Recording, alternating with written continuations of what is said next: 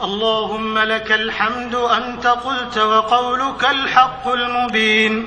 قل صدق الله فاتبعوا ملة إبراهيم. ومن أصدق من الله حديثا ومن أصدق من الله قيلا.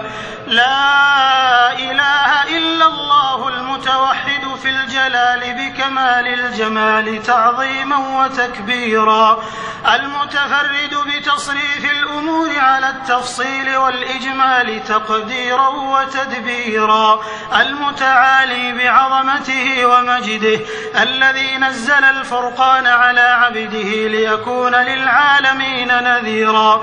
وصلوات الله وسلامه على خاتم النبيين وإمام المرسلين، الذي أرسله الله هاديا ومبشرا ونذيرا وداعيا إلى الله بإذنه وسراجا منيرا.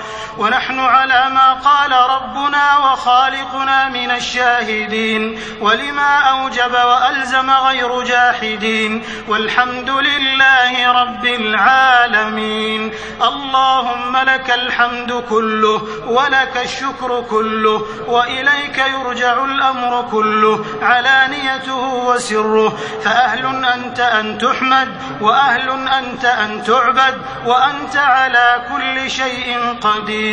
لك الحمد حمدا كثيرا طيبا مباركا فيه، غير مودع ولا مكافئ ولا مستغنى عنه ربنا. تم نورك فهديت فلك الحمد، وتم فضلك فرزقت فلك الحمد، وتم حلمك فسترت فلك الحمد.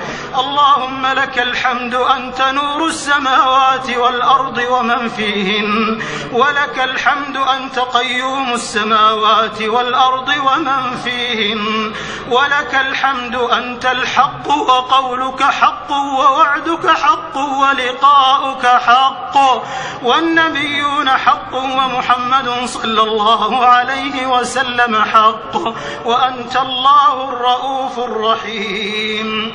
اللهم لك الحمد على ما أنعمت به علينا من نعمك العظيمة وآلائك الجسيمة، حيث أنزلت إلينا خير كتبك، وأرسلت إلينا أفضل رسلك، وشرعت لنا أفضل شرائع دينك، وجعلتنا من خير أمة أخرجت للناس، وهديتنا لمعالم دينك الذي ليس به التباس.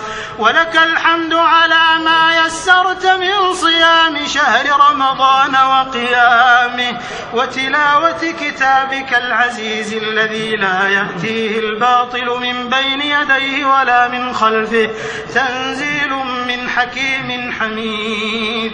اللهم لك الحمد كما هديتنا للإسلام وعلمتنا الحكمة والقرآن. لا إله إلا أنت سبحانك إنا كنا من الظالمين. سبحانك وبحمدك عدد خلقك ورضا نفسك وزنة عرشك ومداد كلماتك.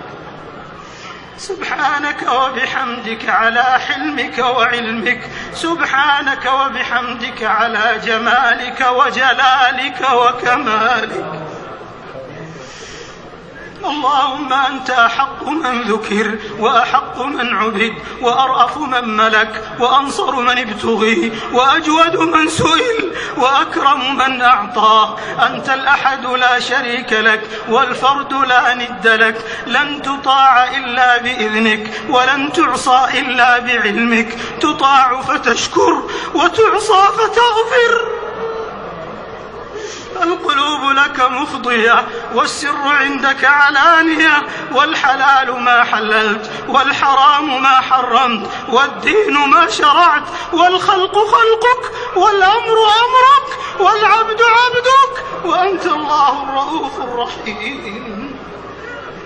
اللهم إنا عبيدك بنو عبيدك بنو إمائك، نواصينا بيدك، ماض فينا حكمك، عدل فينا قضاؤك.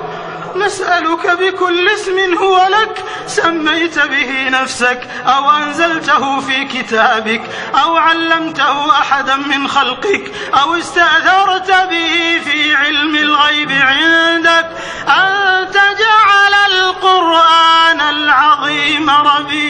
قلوبنا ونور صدورنا وجلاء أحزاننا وذهاب همومنا وغمومنا وقائدنا ودليلنا إليك وإلى جناتك جنات النعيم. اللهم ذكرنا منه ما نسينا